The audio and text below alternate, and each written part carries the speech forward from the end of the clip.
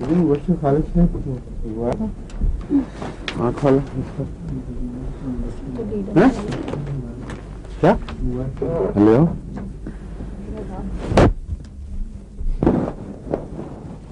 السلام علیکم ورحمۃ اللہ. آج کون سا سبق ہے؟ لیڈم پڑھا رہے تھے آپ. لیڈم پڑھا رہا تھا جی لیڈم کی.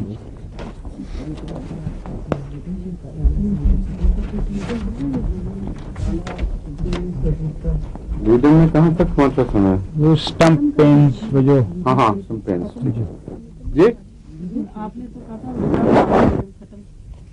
نہیں ختم تو نہیں ہوئی تھی. یہاں تک پڑھایا تھا حضور نے اسٹمپ پینس کے. اس کے بعد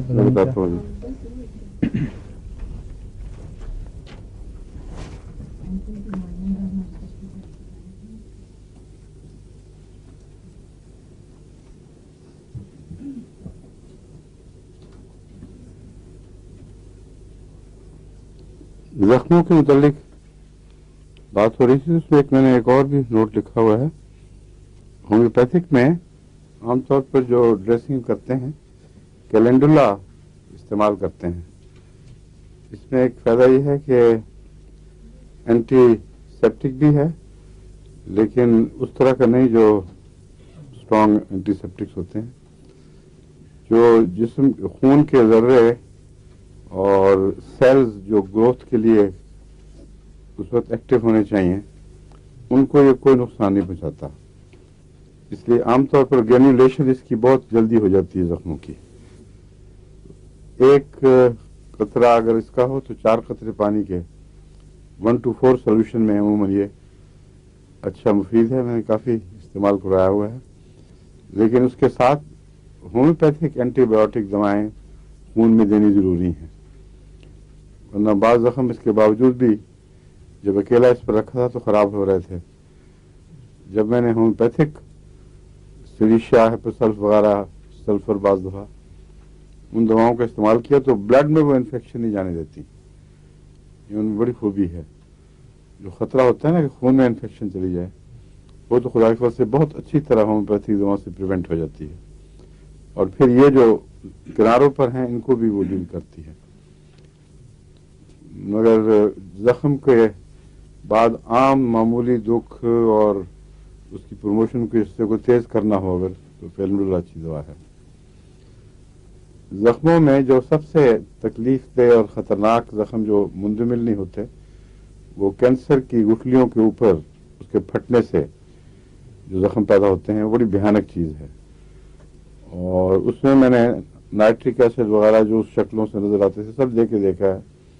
کوئی فائدہ کبھی مقامی طور پر نہیں ہو سکا. لیکن اگر کوئی دوا مل جائے ایسی جو اس سے کینسر ہی ٹھیک ہو رہا وہ الگ چیز ہے. لوکل اپلیکیشن کی بات میں کر رہا ہوں. اس میں کچھ عرصہ پہلے میں نے ایک ریسرچ پیپر پڑھا تھا شہد کے اوپر جو ہومیوپیتھک نہیں تھا ایلوپیتھک ریسرچ پیپر تھا. اس میں پہلی دفعہ مجھے یہ بات معلوم ہوئی کہ یہ ایک اسٹیبلش ہو گیا ہے ریسرچ کے دوران کہ اگر خالص شہد کی پٹی کی جائے کینسر کے زخم پر تو ہیلنگ نہیں تو بہت زیادہ پیلیٹو ہے. اور بہت تو نہیں لکھا ہے نہیں بعض معاملات میں بعض کیسز میں یہ شفا بھی دینے میں کامیاب ہوا ہے. تو اس لیے میں شہد والا نسخہ بتا رہا ہوں کیونکہ قرآن کریم میں بھی اس کا ذکر ہے. اس لیے ریسرچ ورکر نے جو لکھا ہے تو لازماً شفا کا ایک پہلو اس کا یہ بھی ہے. دوسرے آنکھ کے زخموں میں ناسور میں بھی شہد کی سلائی لگانا مفید بتایا جاتا ہے. اسی پیپر میں اس کا بھی ذکر تھا. جو شہد پہ ریسرچ ہوئی ہے اس میں آنکھ کے زخموں وغیرہ میں اس کی سلائی لگائی جائے تو کافی اچھے فوائد نکلے ہیں. خاص طور پر وہ ناسور قسم کے زخم جو پیچھا نہ چھوڑتے ہوں. تو گہرے زخموں میں اور گندے زخموں میں شہد کی اپلیکیشن اچھی ہے. وہ اس کو کپڑے پر یا ایسا کپڑا جو ہوتا ہے نا کیا کہتے ہیں اس کو لینل نہیں کچھ فلینل ہوتی تھی ایک فلینل ہوتی تھی نا جو سافٹ ٹیشو لگا ہوتا ہے اس کے اوپر لگا کے اس پر رکھنا ہے اور نرم پٹی کرنی چاہیے. پھر اور 4 دفعہ اس کو بدلا جائے، مگر کھیڑا کھینچ کر اکھیڑنا نہیں چاہیے، اس لیے میں کہہ رہا ہوں نرم پٹی ہو تاکہ چپکے نہیں، اور عموماً شہد والی پٹی چپکتی نہیں ہے، وہ اس کے اندر سے زخم کے اندر سے ہلکا ہلکا ایسا پانی نکلتا ہے جس سے یہ پٹی زخم سے جدا رہتی ہے۔ تو کیلنڈولا لوکل اپلیکیشنز کی باتوں میں، کیلنڈولا روزمرہ کے لیے اور خطرناک گہرے زخموں کے لیے شہد کی پٹی۔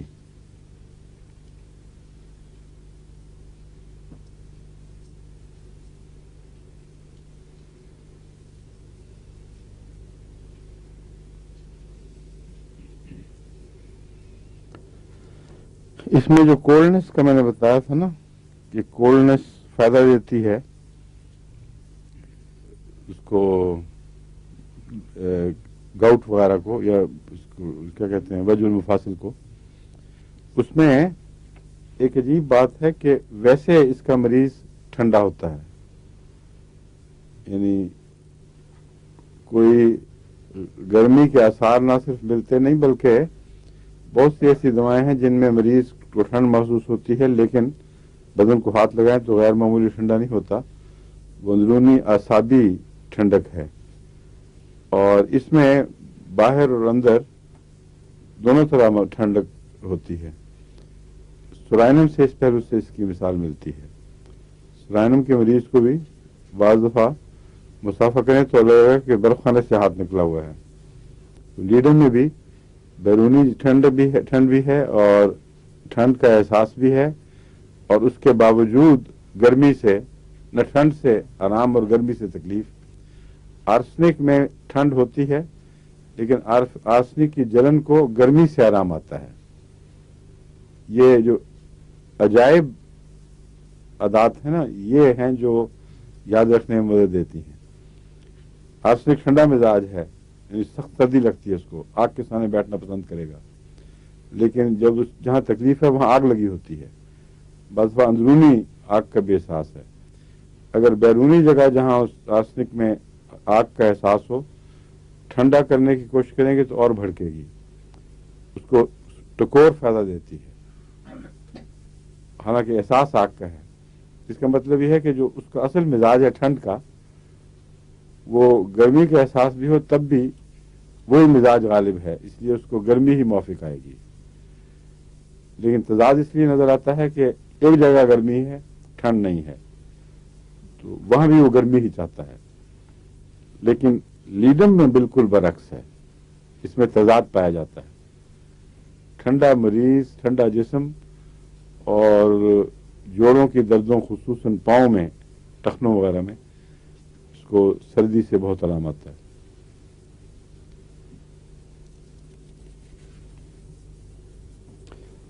اس کے بلوٹڈنس اس کی لیکسس سے بہت ملتی ہے۔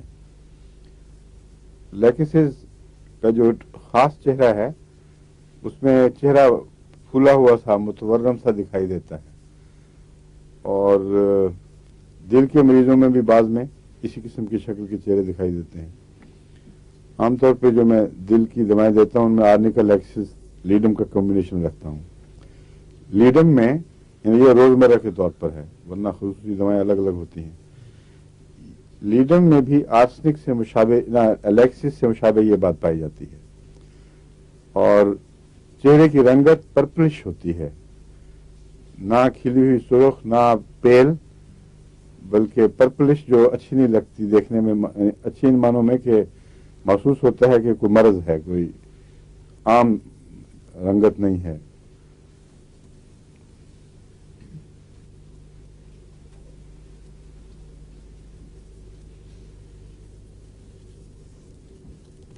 اور نیچے گھٹنے سے نیچے ڈراپسیکل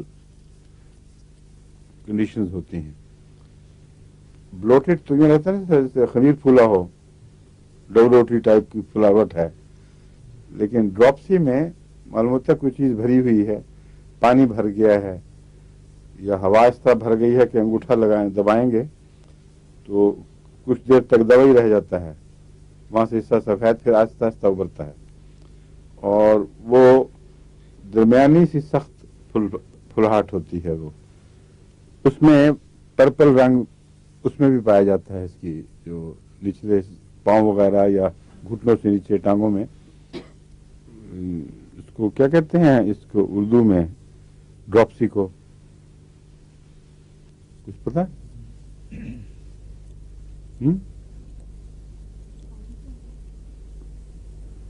बाज ड्रॉप्सीज का ताल्लुक जिगर से है उसका, तो कोई मेरा ख्याल है उसकी इस्तलाहें मिलती हैं कुछ।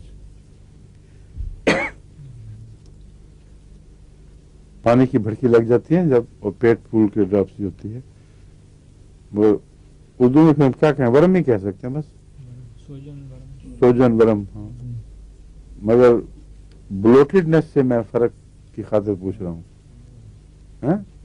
वो और चीज है। हाँ, relief with patience, relief gets in sitting, ये तो वही है सारा। वैसे जो लीडम के मरीज हैं उनका जिस्म मजबूत और कसा हुआ और तना हुआ जिस्म होता है, जिस्म ब्लोटेड नहीं है। ये कॉन्स्टिट्यूशन के लिहाज से लीडम वाला जो टिपिकल कॉन्स्टिट्यूशन रखता है उसमें मस्कुलर फाइबर मजबूत है, तना हुआ जिस्म है।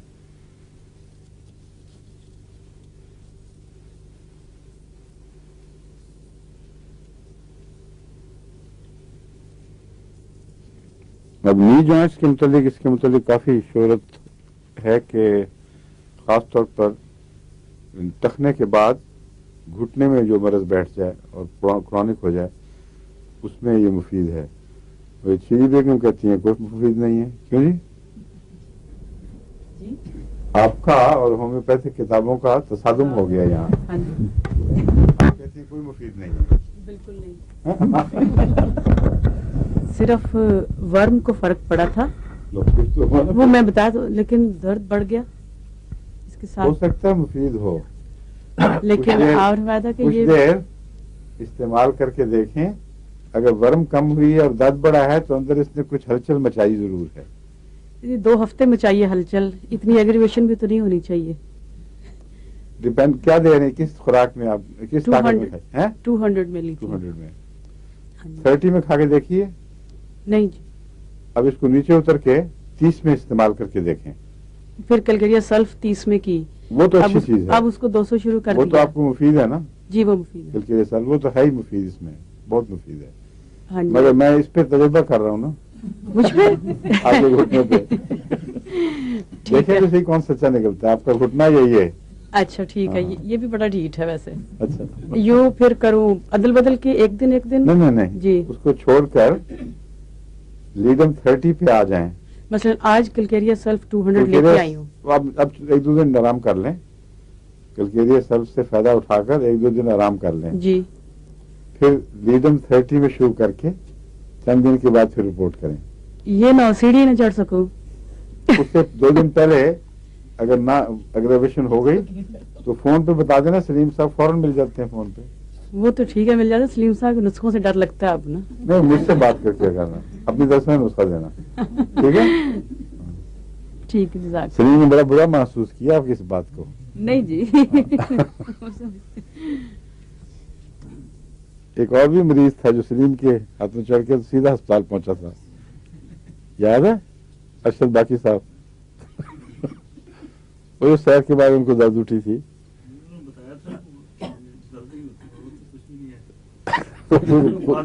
मालूम करना था। प्री एंजाइनल सिम्टम्स बड़ी स्ट्रॉन्ग पैदा हुई थी जो हार्ट अटैक के, इमिनेंट हार्ट अटैक की खबर दे रही थी। तो उन्होंने कहा कि अब आपको क्या तकलीफ देनी है, सलीम साहब काफी एक्सपर्ट हो चुके हैं, वो इनसे आगे दवाइयां भी और चीजें ले गए और उसी दिन हार्ट अटैक हो गया। फिर अल्लाह ने फजल फरमाया और ठीक ठाक है। अब तो वो सलीम को बताते भी नहीं मैं क्या बीमार हूँ। इसमें मरीज का कुछ थोड़ा बहुत कसूर होता है कि गाइड नहीं करता सही किसी। हाँ बिल्कुल ठीक है, और गाइड का ये कसूर है कि खोज नहीं लगाता। दोनों बातें हैं ना। दोनों। हाँ।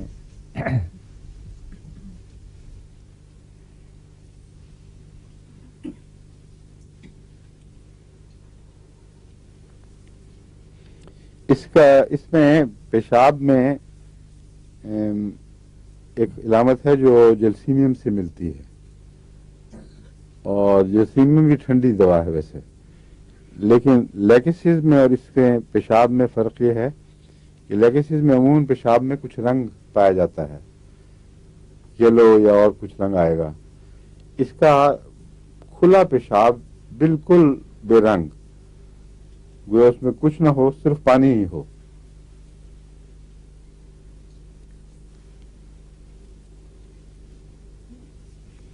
لیکن جب اس کے مریض کو کڈنی کی تکلیف ہو، یہ جو پیشاب کی علامت بتا رہا ہوں، یہ کڈنی سے اس کا تعلق اتنا نہیں لگتا، عام اعصابی دباؤ سے بعض دفعہ، جس کو ہم اعصاب کو نس کہتے ہیں مگر نہیں نروس کو، لیکن نسی دباؤ کبھی نہیں سنیں گے آپ، اعصابی دباؤ ہی کہتے ہیں اس کو، یعنی جب نروس پریشر ہو اس وقت جو پیشاب کھل کے آتا ہے، یہ اس کی علامت ہے. جسیم میں بھی یہ علامت اسی کی ہے. اگر گردے کی تکلیف ہو تو اس کی شکل لیکسس کی بجائے لائکوپوڈیم سے ملتی ہے، کیونکہ لائکوپوڈیم میں سرخ ریت کے ذرات کافی آتے ہیں، اس سے وہ پہچانا جاتا ہے. تو اس میں بھی کیلکولائی پیدا ہوتے ہیں اور سرخ ذرات پیشاب میں اس کی خاص رنگت دے دیتے ہیں. اس وقت علامتیں دیکھنی پڑیں گی کہ لائکوپوڈیم استعمال کرنا ہے کہ یہ.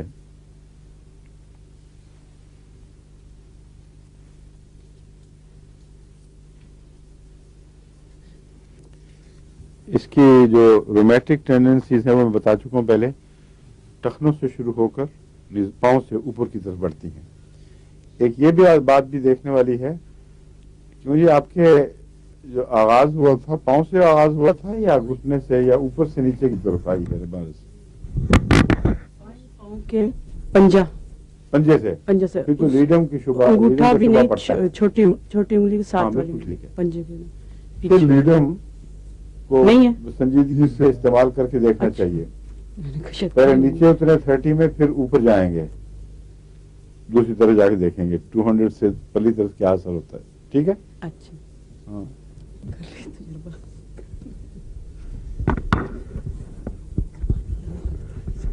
اس کی مینسٹرل سمٹمز میں ارلی کے متعلق زیادہ ملتا ہے، اور پروفیوز بہت زیادہ، اور کھلا ہوا سرخ رنگ.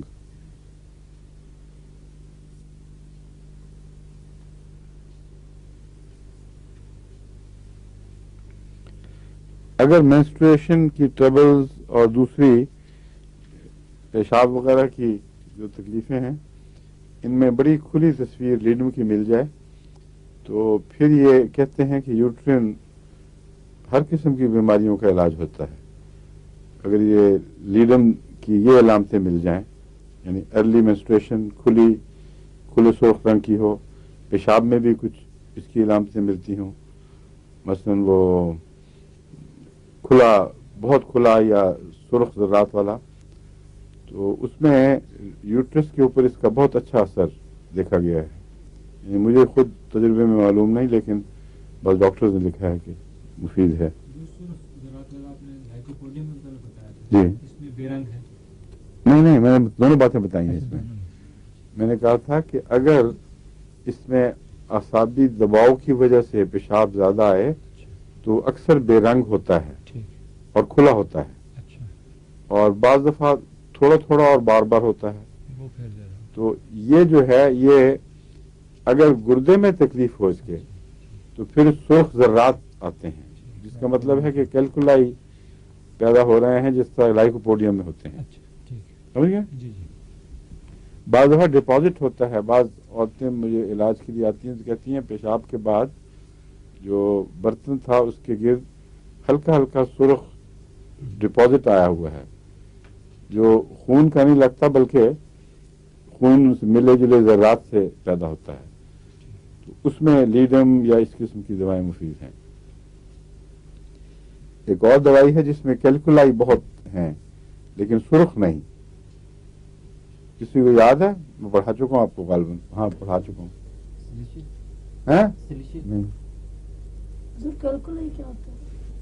कैलकुलाई वो जो छोटे छोटे क्रिस्टल्स बन जाते हैं, पथरी तो बड़ी चीज है ना, जो छोटे छोटे क्रिस्टल्स बन जाते हैं वो बहुत तकलीफ देते हैं। वो बाज़ दफा छील देते हैं नाली, और उस छीलने की वजह से ही सुर्खी पैदा होती है। वो तो बेरबेस कैलकुलाई की नहीं है दवा, वो तो किडनी के स्टोन्स की दवा है। कैंथ्रिस है? और नहीं, कैंथ्रिस नहीं, सार्सफ्रेला। सार्सफ्रेला कैलकुलाई की चोटी की दवा है।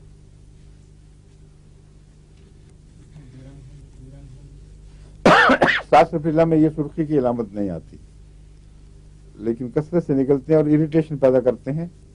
उसके नतीजे में हो सकता है कभी खून भी आ जाए, लेकिन ऐसा जो अंदर रिस्क है उसके रंग को बदल दे, कैलकुलाई के अंदर मालूम होता है। रिस्क के साथ साथ बनते हैं कैलकुलाई, और साथ साथ खून की अमरीश हो रही है। ये टिपिकल इलामत लाइकोपोडियम की समझी जाती है, और लीडम में भी है। और सिर्फ कैलकुलाई बच्चों में बहुत ज्यादा रेत लगता है, रेत निकली है अंदर से। वो पेशाब जो रेतला हो, वो खास इलामत है सार्सफ्रेला की। सार्सफ्रेला की दूसरी इलामत यह है कि इसका मरीज, इसके बच्चे भी बूढ़े दिखाई देते हैं। उनकी जिल्द सुकर के ना, वो झुर्रियां पड़ के और रंग खोकर ऐसा लगता है जैसे कि बहुत बूढ़ा आदमी कदीम जमाने का हो ना, जिसके झुर्रियों से बिल्कुल सारा मुंह जो यूं इकट्ठा हो गया हो, सिलवटें पड़ जाएं।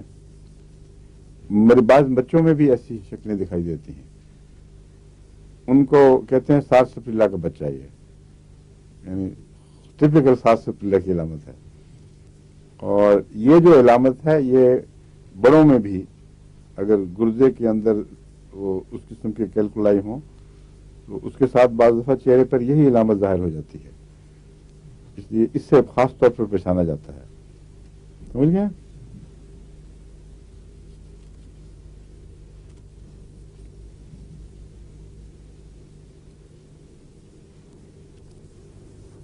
एक इसकी इलामत पल्स्टिला से भी मिलती है, लेकिन दोनों में इतना फर्क है कि फौरन पहचाना जाता है।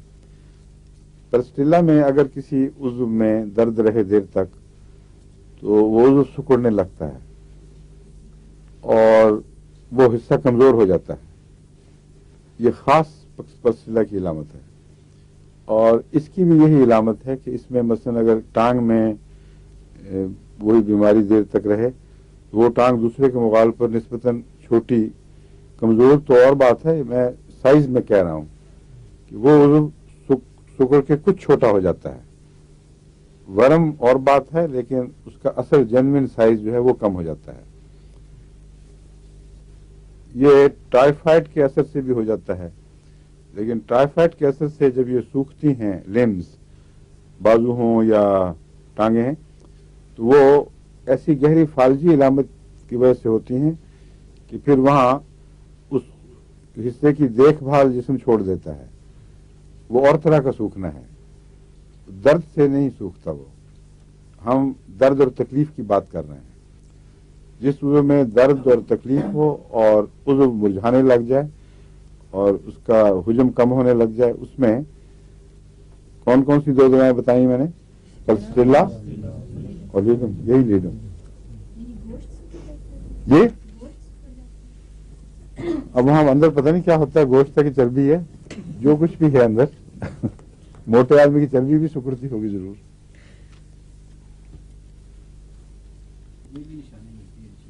हाँ? अच्छा, लो जी। सॉरी, तो छोटा हो गया। हुजूर पाँव में जूता, उससे पता लगा था खुला हो गया था। खुला हो गया। देखा, एक थाई का गोश्त भी कम हो गया, तो तकरीबन काफी फर्क है। अब बताओ, नहीं पता नहीं क्या कहा उन्होंने। वही बात कही है जो नहीं कहनी चाहिए। जूता पहनने लिबासुल्लकुम को भूल गए हैं। वहाँ माइक नहीं है, वहाँ माइक तो नहीं है। शुक्र है नहीं है वहाँ। हैं? जरा दूर है। जरा दूर है। डॉक्टर साहब को चाहिए ऊपर हाथ रख लिया करें।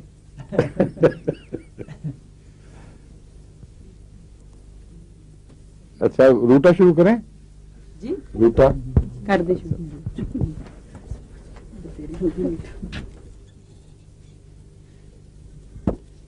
अमूमी तौर पर रूटा को उस ग्रोह में शुमार करते हैं जिसमें रस्टॉक्स भी आती है।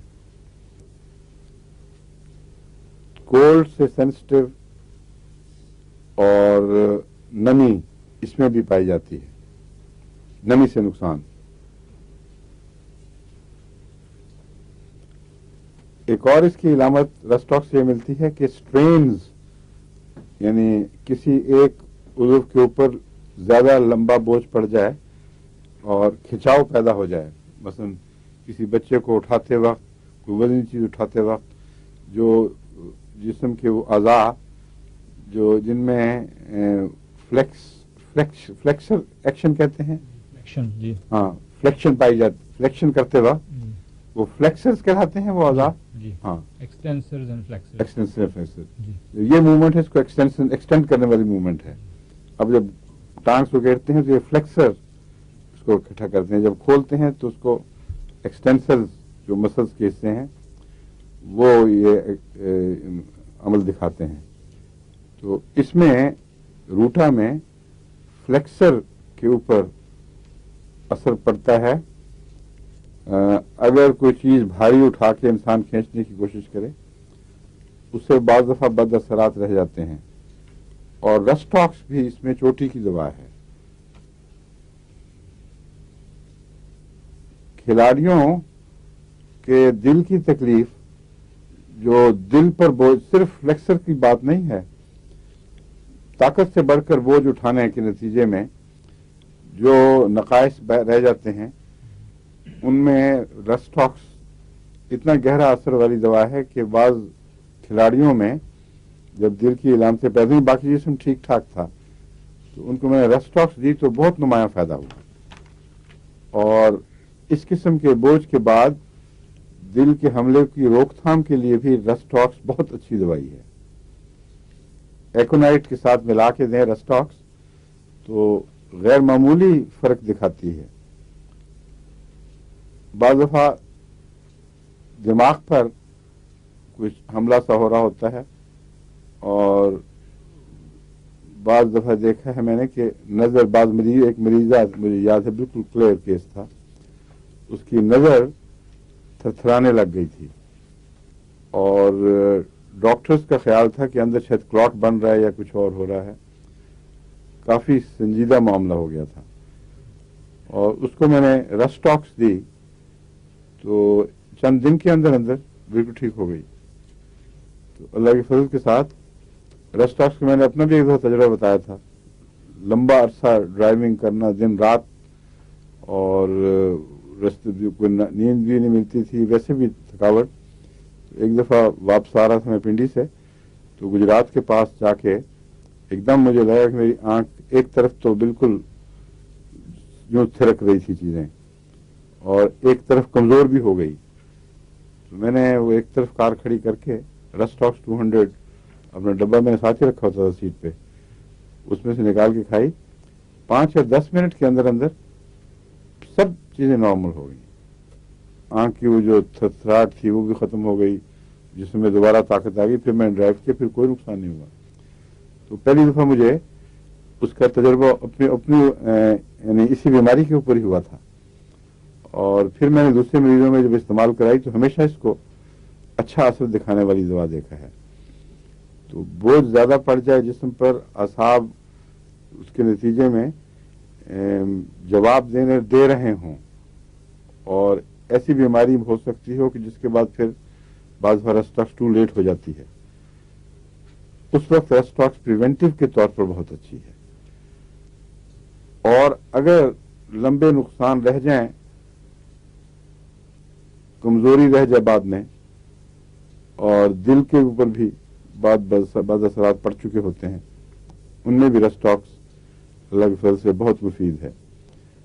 دل پھیل جاتے ہیں بعض ایتھلیٹس کے، ان میں بھی میں نے رسٹ ٹاکس کو بہت مفید دیکھا ہے. ویسے کہتے ہیں کہ دل پھیلنے کا کوئی علاج نہیں، لیکن بعض دفعہ ہومیوپیتھک علاج سے دل کے پھیلاؤ کو بہت حد تک کنٹرول کیا جا سکتا ہے، اور کچھ عرصے کے بعد مسل میں ٹوننگ ہوتی ہے تو وہ خود بخود ٹھیک ہونے لگ جاتے ہیں. تو رسٹ، اس میں روٹا بھی یاد رکھیں. اس پہلو سے اسے رسٹ ٹاکس کے مشابہ قرار دیا جاتا ہے.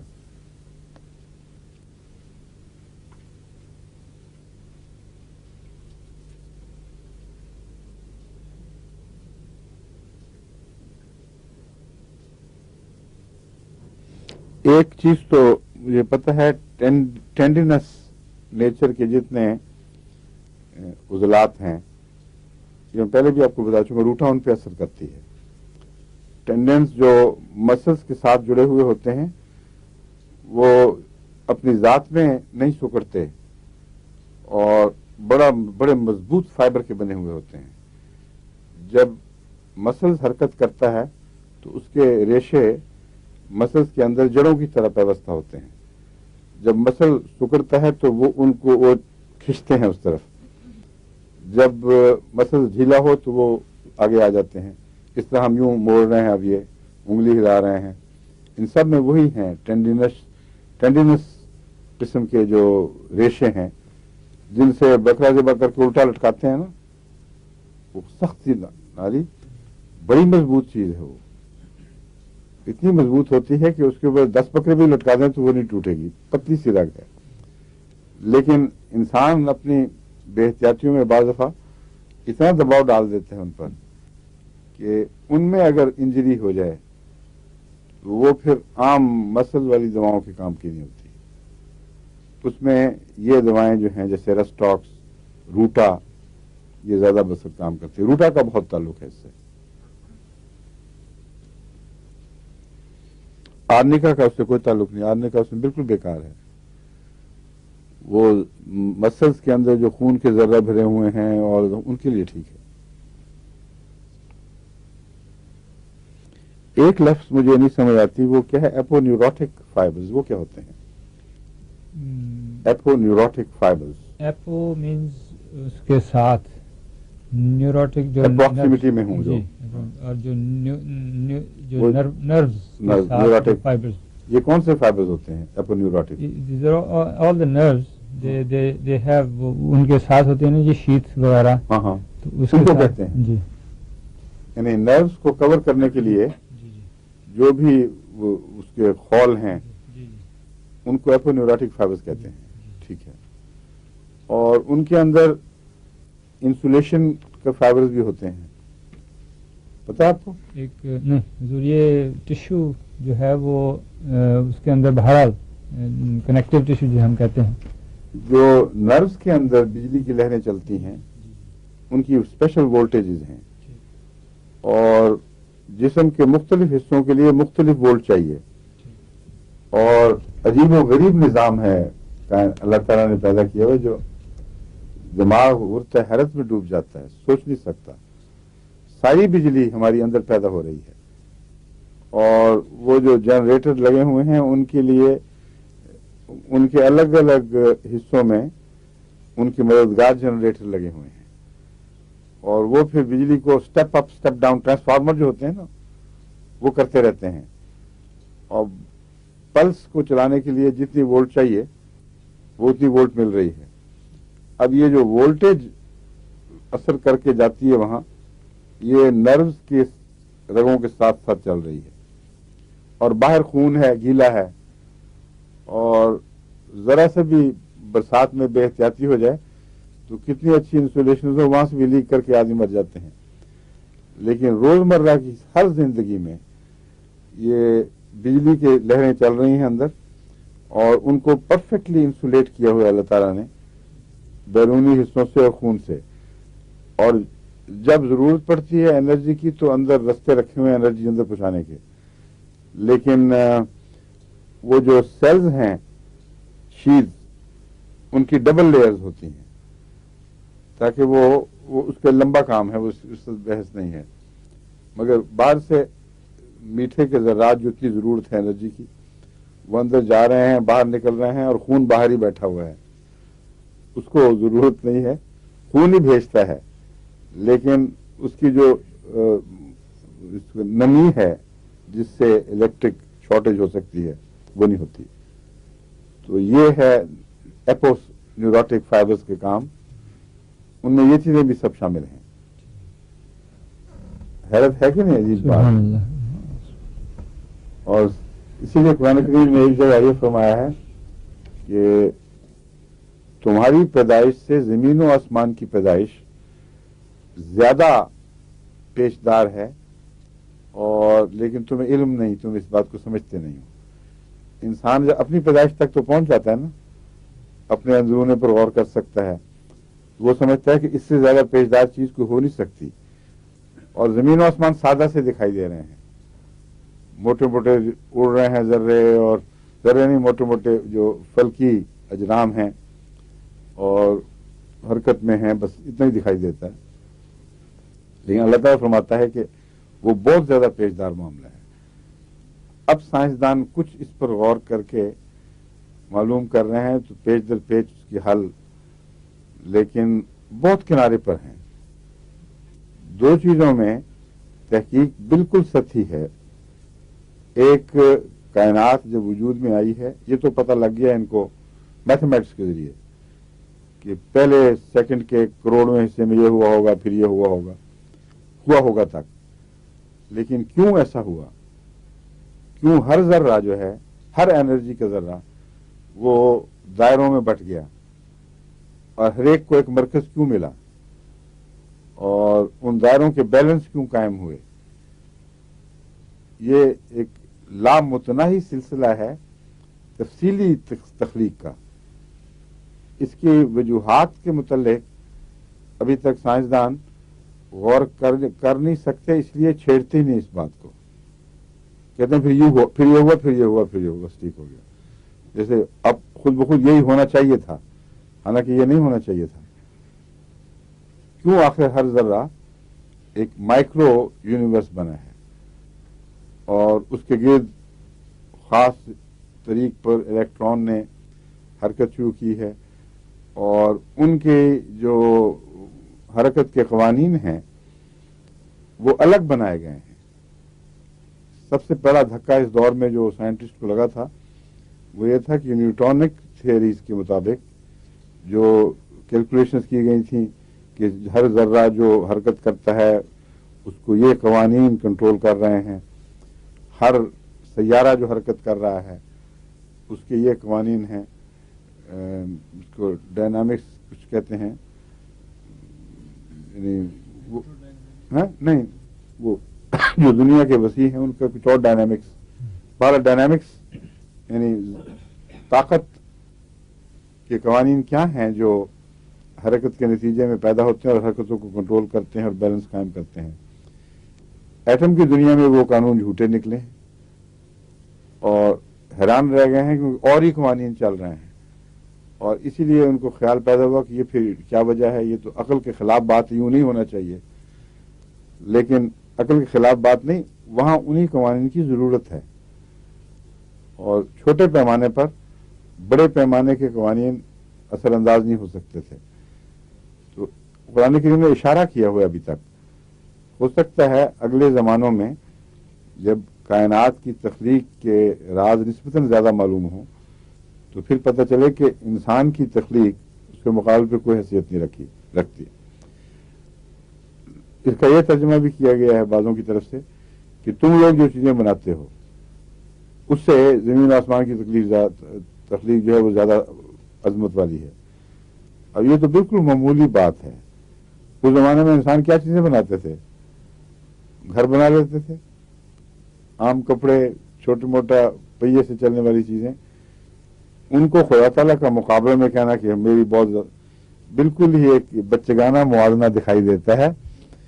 اس میں وہ جو شان ہے قرآنی موازنوں کی وہ پائی نہیں جاتی اس معنی میں، لیکن اس میں پائی جاتی ہے کہ انسان کے اندر جو تخلیقی راز چھپے ہوئے ہیں وہ حیرت انگیز ہیں، اور خدا کی سب تخلیقات میں جن کا انسان کو علم ہے سب سے زیادہ پیچیدہ، سب سے زیادہ منظم، سب سے زیادہ حیرت انگیز خود انسان کی پیدائش ہے. تو اللہ فرماتا ہے یہ تو تم کچھ معلوم کرو گے، مگر جو تمہیں سادہ سی باتیں خود بخود دکھائی دے رہی ہیں ان میں زیادہ گہرے پیشدار قوانین عمل پیرا ہیں، اور وہ زیادہ مشکل کام تھا بنسبت انسان کو پیدا کرنا. سمجھیں بات؟ تو یہ ضمناً روٹا کی بحث میں ہمیں ٹینڈن سے خیال آیا ہے. لیکن ڈاکٹر یہ جو پڑھتے ہیں تو غور کیوں نہیں کرتے؟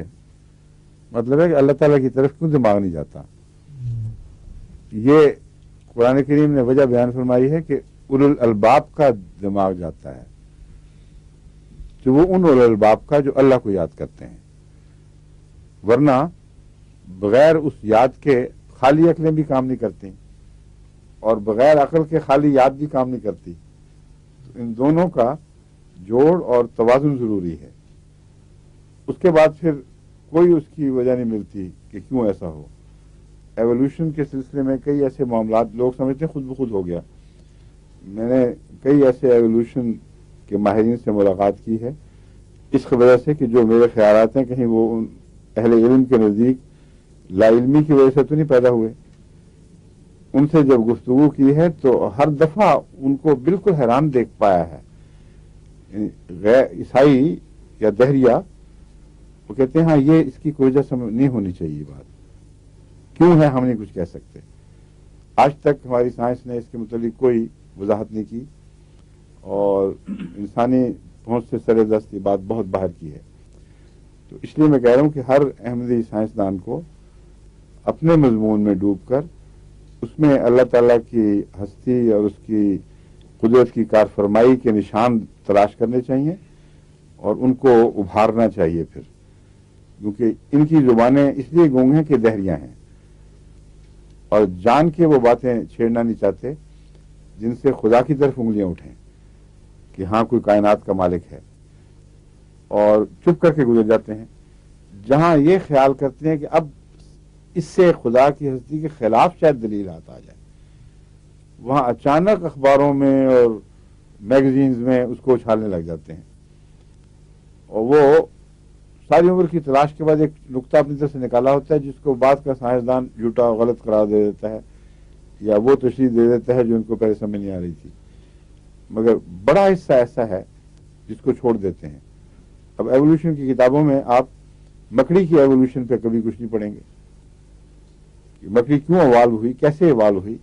کیا پہلے صرف دھاگے نکلتے تھے، پھر اتفاقاً ان دھاگوں میں جانور پھنسنے لگ گئے تو اس کو خیال آیا کہ اب میں بنی لوں. وہ سارا نظام حیات ایک پیچیدہ تخلیق کا محتاج ہے.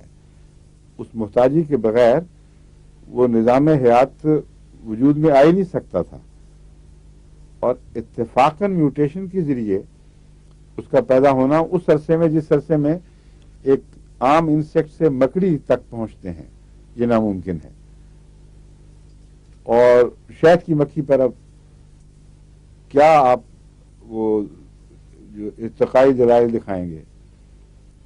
عام مکھی سے شہد کی مکھی کتنے ادوار میں سے گزری، کیا کیا اتفاقات ایسے ہوئے جس سے اس کی خوراک یہ بنی اور اس خوراک سے یہ چیز بننی شروع ہو گئی. ابھی میں بچگانہ باتیں جب اس حیثیت سے کہ بڑے بڑے سائنسدان کو آپ خدا کے بغیر نظام کائنات سمجھنے کی کوشش کرتے دیکھتے ہیں تو بالکل سطحی اور بیرونی. اس وقت قرآن کریم کی یہ تعریف صادق آتی دکھائی دیتی ہے کہ اولو الالباب ہونا بھی ضروری ہے ان معنوں میں کہ تذکیر کے ساتھ جب عقل آپس میں جوڑ کھاتی ہے پھر حقیقتیں ملتی ہیں، اس کے بغیر نہیں. اور اگر یہ نہیں ہوگا تو باطل ہے. یہ بھی بڑی دلچسپ بات ہے. یہ کہنے کے مان بعد اللہ فرماتا ہے کہ جب یذکرون اللہ قیاما وقعودا وعلی جنوبہم ویتفکرون فی خلق السماوات والارض، اس کے بعد وہ غور کرتے ہیں اولو الالباب تو کیا دل سے آواز نکلتی ہے ربنا ما خلقت ھذا باطلا، کہ یہ بات قطعی ہے کہ یہ خود بخود کھیل تماشے کے طور پر या इत्तेफाकन रूनुमा होने वाली बातें नहीं हैं, बातिल हैं, बातिल में ये सारी चीजें आ जाती हैं। अब जो ये नहीं करते उनके यहां बातिल रहता है, इसलिए इनकी सारी काविशों के नतीजे में जो इनको महासिल मिलता है वो ये है कि बातिल ही है ना, कोई मकसद नहीं, किसी तरह में रुख ही नहीं कर रहा है, किसी तरह जा नहीं रहे। अरब अरब, बल्कि उससे भी बहुत ज्यादा इत्तेफाकात के एक दूसरे के ऊपर तह जमाने के नतीजे में ये एवोल्यूशन तरक्की कर रही है। और मकसद क्या है कि कुछ भी नहीं, क्योंकि मकसद डिजाइन चाहता है, ऐसे दिमाग को चाहता है, या ऐसी सोच को जिसने पहले आखिरी मकसद बनाया है फिर रास्ते बनाए हैं। अब एक कुर्सी बनाना बिल्कुल मामूली सी बात है, लेकिन मकसद के बगैर नहीं बन सकती, क्योंकि पहले मकसद है फिर बनाई जाती है। अब जहां ये इनको फवायद नजर आते हैं उनको मकासद नहीं कहते, ये सिर्फ फवायद बैक चुप करके आगे से गुजरने की बात करते हैं।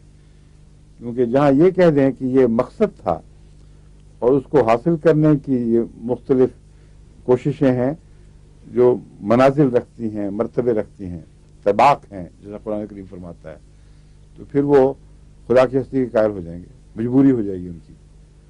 इस तरह घबराते हैं ये लोग। तो इस इनकी जो झूठी हया है इसको अहमदियों को तोड़ना चाहिए। अहमदी साइंसदानों को हर ऐसी चीज को तलाश करना चाहिए। अभी एक अहमदी बच्ची जो एवोल्यूशन वगैरह पे काम कर रही है, वो उसकी सहेली अभी उनकी तबलीग करके वो अहमदी बनाया है उसने उनको, तो वो भी साथ ही पोस्ट ग्रेजुएट स्टडी कर रही हैं। वो मुझे मिलने आई थी तो उनसे मैंने बातें की, तो उन्होंने वादा किया, वो सारी बातें नोट की हैं कि इन खतूत पर हम इंशाअल्लाह अपने इल्म को दीन के लिए मुसख्खर करेंगे। तो ये अगरचे होम्योपैथिक से बराह रास्त ताल्लुक नहीं, मगर होम्योपैथिक में भी तो ऐसी बातें दिखाई देंगी जो हैं, बेइंतहा हैं, हैरत अंगेज हैं। उन्हीं से गुफ्तगू में होम्योपैथी का जिक्र आ गया था। जब वो इसका ये बहस चली कि कितना, उनसे नहीं, एक और गुफ्तगू में आया था, वो जो है कायनात की उम्र कितनी है, किसी और से गुफ्तगू हो रही थी। तो उस उम्र में जो पता चला, जो उनका तसव्वुर है, वो 34 raise to the power of 100 था। इतने साल सारी कायनात की उम्र होगी, लेकिन ये 34 raise to the power of 10 है, असल में 100 नहीं है। मगर होम्योपैथिक में 10 raise to the power of 200 potency तक चलती है, जो इतना माइंड बॉगलिंग है कि 200 ताकत में आकर यूं मालूम होता है कि सारी कायनात में जितने एटम्स हैं उनके शुमार से बढ़कर अगर कतरे हों पानी के और उनमें एक कतरा किसी दवाई का घुचोल मचोल दिया जाए और उसके किसी एक किनारे से चंद कतरे निकाल के कहा जाए ये 200 पोटेंसी है हमारी, तो कोई मान जाएगा कि इसमें कुछ है। लेकिन अगर हो उसमें और शीर बेगम के घुटने की दर्द जो है वो बढ़ जाए और वरम कम हो जाए, तो बताएं ये क्या हो रहा है। अनबिलीवेबल, लेकिन मजबूरी है, मानना पड़ता है, नजर आ रहा है, मुशाहदे का कौन इनकार करेगा। बस इसलिए मैं ये बातों बीच में आपका वक्त ले लेता हूं ताकि जब गौर करें तो कायनात पर जो खालिक की निस्बत खालिक के वजूद पर और उसकी सनाई पर जो कायनात और निज़ाम गवाहियां दे रहा है, उनको सुनना भी चाहिए, उनको उभारना भी चाहिए, उनको सुनाना भी चाहिए।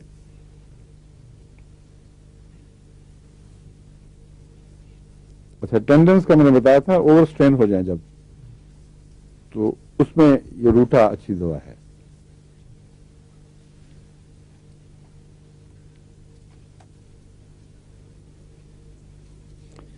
ऑपरेशन में भी जहां हड्डियों की सतह जख्मी हो जाए डॉक्टर से, मसलन बाद جلد کے ساتھ ہڈی کے ساتھ چمٹی ہوئی جلد ہے، وہاں آپریشن کرنا پڑتا ہے، بے احتیاطی سے چاقو ہڈی کی سطح کو تہ کو زخمی کر دے، اس میں بھی روٹا بہت اچھی دوا ہے۔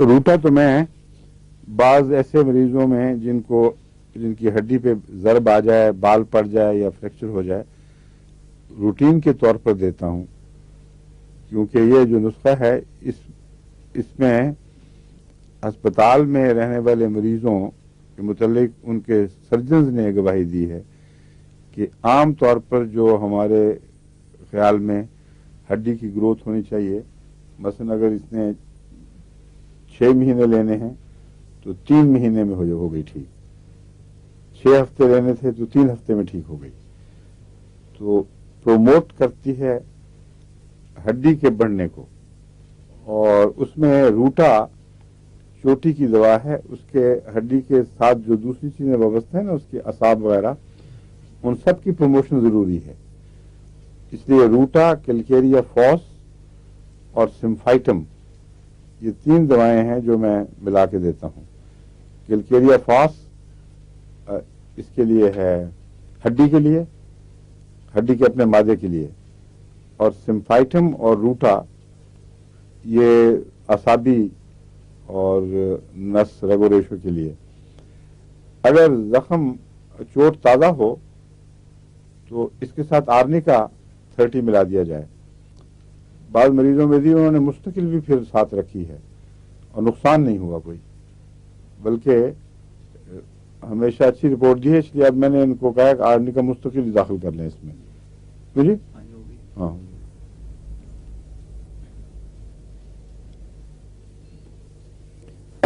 وقت ہو رہا ہے شاید غالباً، ایک میں نے وضاحت کرنی تھی۔ میں نے یہ بتایا تھا کہ چہرے کے بالوں پر جو عورتوں کے چہرے پر نکل آتے ہیں، یا بعض مونچھیں بن جاتی ہیں، بعض دفعہ ویسے بال زیادہ ہو جاتے ہیں، جلد پر ویسے بھی بڑھ جاتے ہیں، ان کے لیے میں نے نیٹرمیور ایک دفعہ بتائی تھی، CM میں ایک خوراک دی جائے۔ بعض کی رپورٹ بہت اچھی آئی اور حیرت انگیز طور پر انہوں نے کہا ایک ہی دوا خوراک سے اللہ کے فضل سے چہرے کے بال کمزور پڑ کے 1-2 مہینے کے اندر وہ جھڑ گیا خود بخود، اور بعض کی طرف سے آ رہی ہے کہ قطعاً ذرہ بھی فائدہ نہیں ہوا۔ تو دراصل بات یہ ہے کہ ہومیوپیتھک میں ٹکسالی بہت کم چلتی ہے، بعض بیماریوں میں ہے جو ٹپیکل بعض کیسز ہوتے ہیں، اس میں بھی ٹکسالی کا نسخہ اس طرح کام نہیں آنا چاہیے۔ غالباً جن کو فائدہ ہوا ہے وہ نیٹرمیور کے کیسز ہوں گے، اور یہ چند دوائیں ہیں جن میں یہ امکان ہے کہ بالوں والا مرض پھیلا ہوا ہو۔ ایک سیپیا ہے، وہ بھی CM میں دینی چاہیے، کیونکہ یہ بالوں کے معاملے میں چھوٹی طاقت اتنا کام نہیں دیتی۔ سیپیا کا جو جسم ہے وہ عام طور پر جس کے کولے عورتوں کے ذرا کم ہوں اور سکڑے ہوئے، اور مزاج میں جہاں تعلق ہونا چاہیے وہاں تعلق کی کمی دکھائی دے، اور ایک قسم کی خشکی اور بے اعتنائی پائی جائے۔ بعض بچوں میں عورتیں مائیں یعنی اپنے بچوں سے بھی پیار چھوڑ دیتی ہیں، اور یہ عجیب بات لوگوں کو دکھائی دیتی ہے، جتنا ہونا چاہیے اس سے بہت کم ہے، خامدوں سے بے تعلقی ہو جاتی ہے۔ ایسے اگر مریض ہوں تو ان میں غالباً نیٹرمیور کی بجائے سیپیا زیادہ کام دے گی۔ ایک اور دوائی بتائی جاتی ہے کثرت سے، لیکن میں نے کبھی استعمال نہیں کی، وہ نسخوں میں ہر جگہ کتابیں ذکر کرتی ہیں، اولیم جیکورس جیکورسی ہے نا، یہ پتہ کیا چیز ہے؟ پتا کسی کو؟ ہاں، مچھلی کا تیل جس کو ہم کہتے ہیں۔ اب کارلی اور آئل ویسے کھانے سے یہ بال جھڑ جائیں، میرا نہیں خیال کہ کسی کے جھڑیں گے، لیکن لوگوں کو کتابوں میں ذکر ملتا ہے، اس لیے معلوم ہوتا ہے اونچی طاقت میں دینا پڑے گا۔ کس حد تک اونچا میں نے تجربہ نہیں کیا، لیکن آپ نے کبھی پڑھا کتابوں میں کہ کس طاقت میں دیتے ہیں یہ؟ جیکورس ہے मदर टिंचर नहीं, मदर टिंचर तो सारे खाते हैं उसमें, क्योंकि मेरा ख्याल है ये पढ़ने के जयकुलिस से मुझे ख्याल कई दफा आया है कि हो सकता है जिन बच्चियों को माओ ने खूब ये तेल पिलाया हो उनके ही बाल उगते हों, क्योंकि जहां ये तेल पिलाने की टेंडेंसियां हैं वहां बालों का इम्कान ज्यादा नजर आता है। तो इसलिए अगर ये काम करेगी तो ऊंची ताकत में करेगी, अपोजिट। तो करके देख लें, तजुर्बे पता लग जाएगा क्या हालत है। नेट्रम मेयोर, सीपिया, ओलियम जैकोरिस, क्या नहीं कोई एक इनमें से इनमें से कोई एक दवा तजुर्बा करके पहले उसको मौका देना चाहिए, उससे फायदा ना। मसलन नेट्रम में अगर किसी को शुरू कराई है तो उसके बाद मेरा मशवरा है कि सीपिया दी जाए। फिर 1-2 महीने में, ये 2 महीने तो कम से कम लगेंगे। बाद में 1 महीने में रिपोर्ट मिली है कि वो इतना नुमाया फर्क पड़ा था कि उन्होंने महसूस कर लिया, 2 महीने में झड़ गया। 2 दफा दी जाए और हाँ, उसके बाद कुछ 1-2 महीने का इंतजार करके, 1 महीना इंतजार करके सीपिया दे दें फिर सीएम में, और वो 1-2 महीने के बाद फिर रिपीट कर दें, 1 महीने के बाद रिपीट कर दें, चलें, ठीक है। और फिर उसके बाद अगर कोई फर्क ना पड़े तो और 2 दवाएं हैं जो जिनका जिक्र मिलता है। एक थूजा, हाँ, ऊंची ताकत में, और एक थायराइडिनम जो ग्लैंड की इसकी खराबी से पैदा होती है। इसके ये जो ग्लैंड है यहाँ का थायराइड, इसकी खराबी से बहुत सी ऐसी टॉक्सिन बनती हैं जो औरतों और मर्दों के उन ग्लैंड्स पर भी असरअंदाज होती हैं, जो उनके नॉर्मल फंक्शनिंग के लिए जरूरी हैं। यानी वो ग्लैंड जो ऐसी सिक्रीशंस बनाएं जिससे औरत की सिफात कायम रहें, उसके बरक्स ऐसे ग्लैंड्स हैं, या वही ग्लैंड्स एक और सिक्रीशन भी बनाते हैं जो मर्दाना सिफात के लिए जरूरी हैं। तो इनमें जो खलत मलत हो जाए उसमें थायराइडिनम वजह बन सकती है। थायराइड की खराबी। तो इसलिए अगर इसकी अलामतें हों कि शायद थायराइड की खराबी हो तो उसमें थायराइड का इलाज होना चाहिए, लेकिन थायराइडिनम भी डॉक्टर बताते हैं वो थायराइड के इलाज के लिए एक अच्छी दवा है। ये तो मैं तो 200-1000 सीएम तक भी जाता हूं, लेकिन छोटी ताकत में नहीं। तो अब ये डिपेंड करता है मेरे ख्याल में, जहां सीपिया में तो सीएम ही जरूरी है, कई और ऐसी वजूहत है जिसमें वो छोटी में इतना काम नहीं करती, लेकिन ये जो है दवा, इसमें गालबन 200 से शुरू करके देखा जाए, 1000 फिर ऊपर जाए, हो सकता है मुफीद हो। और थूजा 200 या ऊपर। हाँ, थूजा दिया है, मेडोरिनम नहीं दिया, लेकिन थूजा जहां नाकाम हो या अकेला काम ना करे वहां मेडोरिनम बहुत अच्छी दवा है, और ये भी उन दवाओं में से जिसे आमतौर पर बहुत कम इस्तेमाल किया गया है। हालांकि बाज दफा ये ख्याल आता है कि बाज इलाकों या बाज मुल्कों में तो इलाज ही थायराइडिनम से शुरू करना चाहिए, क्योंकि बाज ऐसे जहर हैं, थायराइड नहीं, वो मेडोरिनम। हाँ, प्रोनाउंसिएशन की बात हो रही थी, नहीं, मेरे ख्याल में मेडोराइनम नहीं है, मेडोरिनम है, ये मेडोरिनम। मैं चेक करूंगा। वो जो विटामिन वाली बात थी वो मैंने जोन्स की जो इंग्लिश प्रोनाउंसिएशन डिक्शनरी है उसमें चेक की है, वो दोनों जायज हैं। विटामिन भी पढ़ा जाता है ऑफिशियली, यानी एक्सेप्टेबल, और विटामिन भी। पुराने जमाने में विटामिन पे ज्यादा जोर था अंग्रेजों का, वो विटामिन कहा करते थे। अब वो अमेरिकन इन्फ्लुएंस क्योंकि ज्यादा पेनिट्रेट कर गया है, इसलिए तालीम याफ्ता तबके में दोनों ही सुनाई देते हैं। डैनियल जोन्स जो है वो अथॉरिटी है आखिरी, इंग्लिश प्रोनाउंसिएशन में उससे बड़ी अथॉरिटी कोई नहीं है।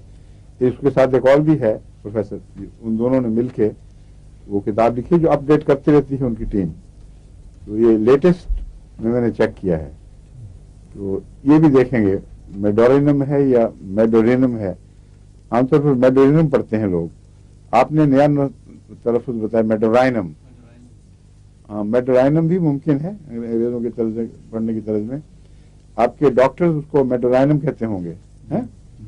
हाँ, तो मैं फिर देख के बताऊंगा आपको, ये भी मिल जाएगी उसमें से कहीं। कहते हैं गालिबन, वो कैलाई तो अमेरिकन कहते हैं, केलियम से जी, अमेरिकन काली वैसे है, काली। कैलायम नहीं है लफ्ज़, कैलियम है। केलियम, ठीक कलायम तो कोई भी नहीं पढ़ता, ना अमेरिकन पढ़ता है, ठीक ना ये अमेरिकनों को आदत है वो आई को लंबा कर देते हैं यूं। ठीक।